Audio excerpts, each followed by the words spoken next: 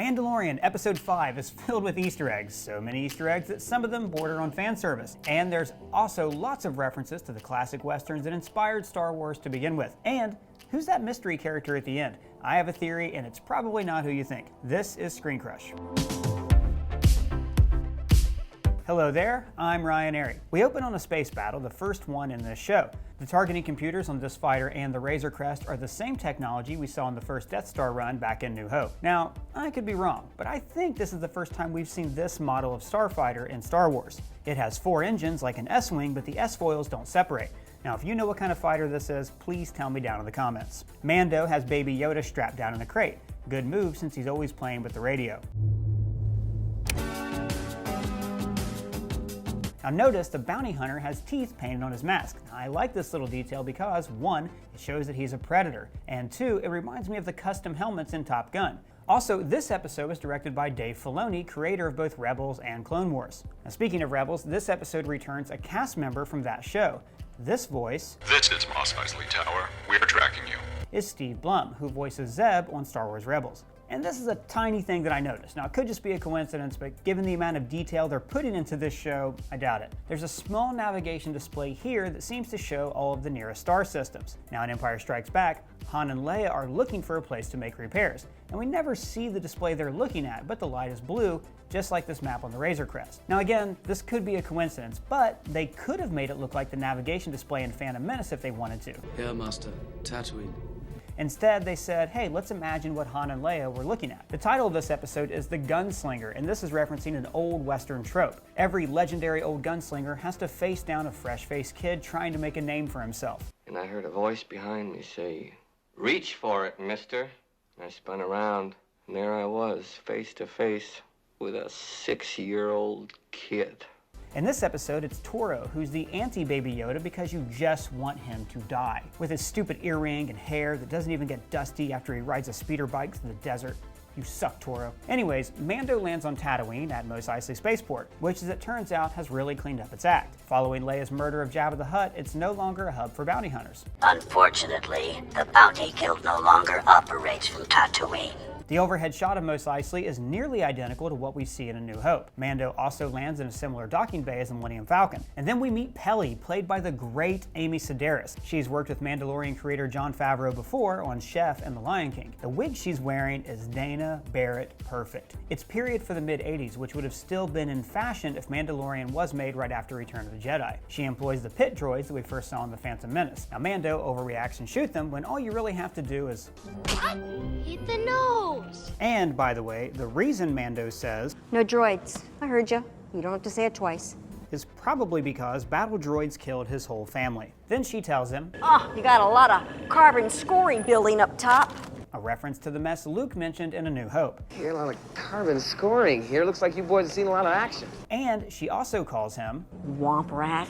an animal that Luke Skywalker recreationally murdered to relieve the boredom of his boyhood. I used to bullseye womp rats in my T-16 back home. They're not much bigger than 2 meters. Mando pays her in Imperial credits, and later Toro is holding a New Republic coin. Now this shows us that the currency is still in flux, like we saw in Chapter 1. These are Imperial credits. They still spin. And this often happens in the years following a war. Now the heads on spikes are a great detail, a way to show that there's no Imperial presence left on the planet. I especially like that this helmet has a cut through its eye, showing this stormtrooper had a grisly death.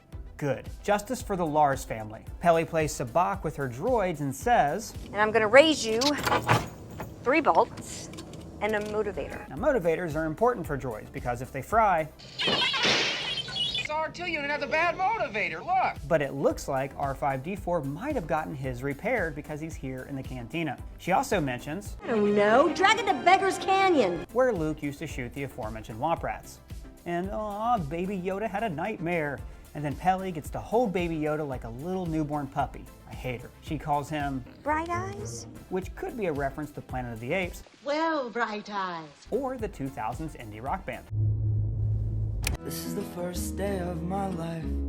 Mando steps into the Cantina from A New Hope, which is pretty dead after the Hutts left the planet. But you notice there's an EV droid bartending. Now why is that important? Your droids. They'll have to wait outside. We don't want them here. It's morning on Tatooine. The Empire is defeated. Jabba the Hutt is bantha fodder. We're cleaning the scum and villainy out of the hive.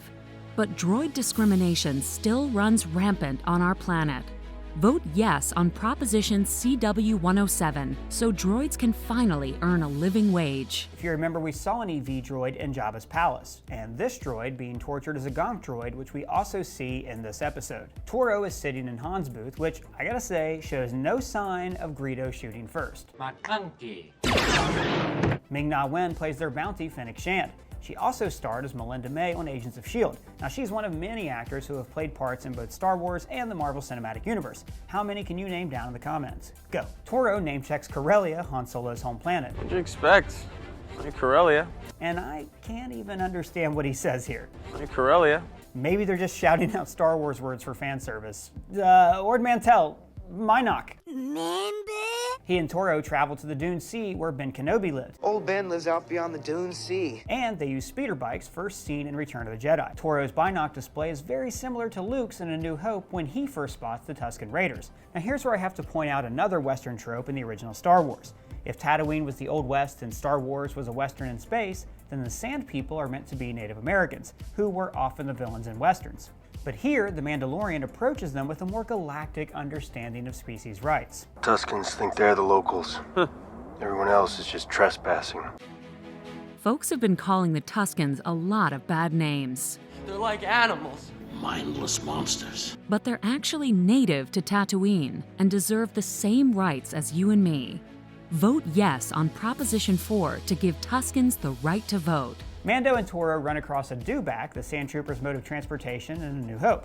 In the original film, they just kind of stood around, but George Lucas made them CGI in the special editions. They even made a documentary about this called Anatomy of a Dewback. Alright, so this is my favorite Easter egg of the episode. Now, a lot of you know that actor Simon Pegg is a huge Star Wars fan, going back to his Channel 4 show, Spaced. The Phantom Menace was 18 months ago, Tim. I know, Bilbo. Okay, it still hurts. And he had a small part in The Force Awakens. Star Wars.